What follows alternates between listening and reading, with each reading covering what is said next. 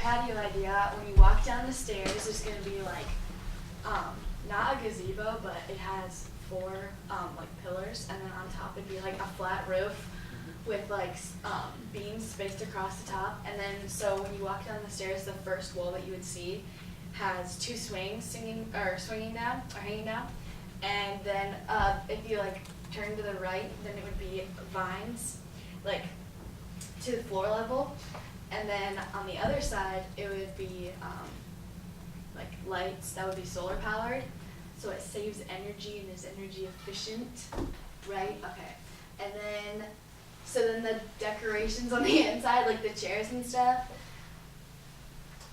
Oh, that's my really cool diagram, and then oops, go back to the other one too. So like the total cost would be, oh, it's not on there, but it'd be less than $1,500. yeah. Oh yeah, sorry. So yeah, that's the idea for it.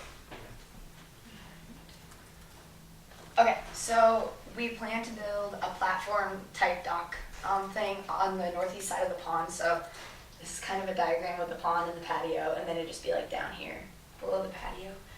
And the estimated cost for that is $3,000 to $4,000, but we would have a more specific estimate once we got a contractor out there and got a bid. And then what we also wanted to do is put like some chairs on the platform so so people can enjoy the view of the pond, and that would be like that's factored into the cost of the $3,000 to $4,000.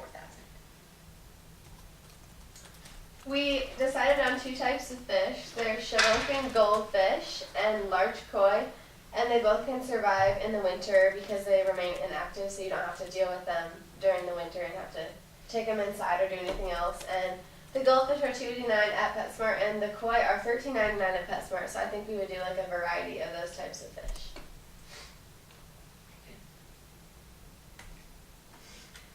The landscaping, right now if you go down to the pond, towards like the back there's a retaining wall, and under there is tarp that's laid out, and there used to be rocks that were up there, but I think we said they all like washed into the pond somehow. So instead of since there is a retaining wall already, to avoid having to build another wall or anything else there, we found specific types of plants that you could actually plant like on the pond's edge that would grow in the water. So we would be able to plant, there's 3 different types. There's a cardinal flower, a Louisiana iris, and a yellow iris. And all of these are used for flood control, so you could build it up to the retaining wall, and you could get rid of the tarp, and you have to save yourself the money of building another wall in order to have landscaping back there. And that would be probably $2,000 at the most, maybe probably just $1 for all of that. So. The waterfall. All right. So for the waterfall, we need to get a new pond pump, which will run you about like anywhere from like $50 to like $500. I think we're gonna go with like a more expensive option because we have a lot of money. And yeah, so the pond pump, you just gotta submerge it underwater, and it like pumps the water through pipes that like run to the waterfall and like keeps the water circulating. And for the waterfall to get it fixed, I think that we're gonna have to like get the pipes refitted and put the new like system in to like run it. It costs about $1,900 in total. And to further expand like our pond experience, we wanted to create a nature area.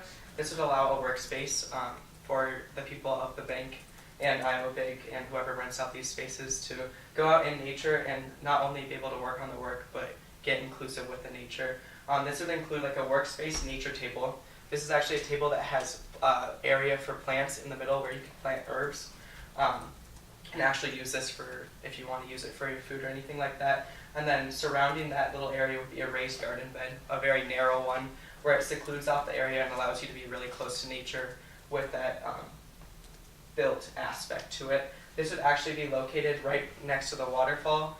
There's enough expansion area where the property lines are where you can make this a large enough spot for people to actually go in there and work as a co-working space. And it would be about like $2,000. For the cleaning part of the pond, we decided on this type of pond netting that keeps leaves and other debris from like sitting in the bottom of the pond. So it's like 5/8 inch mesh, and it's about 30 feet by 30 feet for the largest one that they have, and it would cost about $60. But you basically like, I think it just lays in the pond like where you can't really see it, and then it just collects leaves that kind of float onto it, and then a couple times a year you have to just take it out and dump it and then put it back in, so that you probably do that before winter and then after winter, because when it ices over in the winter, the toxins from all the debris can hurt the fish. And then necessities that we need a water garden aeration kit, which is about $200, and that replaces a de-icer that would cost about $75 a month if you use electricity to run it. So it ends up saving you money in the long run. And then we would need food to feed the fish. So, yeah. Yeah, and Yeah, our budget would actually allow us to have $3,000 left over. We only spent $12,000 with the approximations. So with the bank's aspects of what we've been able to incorporate, we'd be able to incorporate even more of what you guys would like at the end.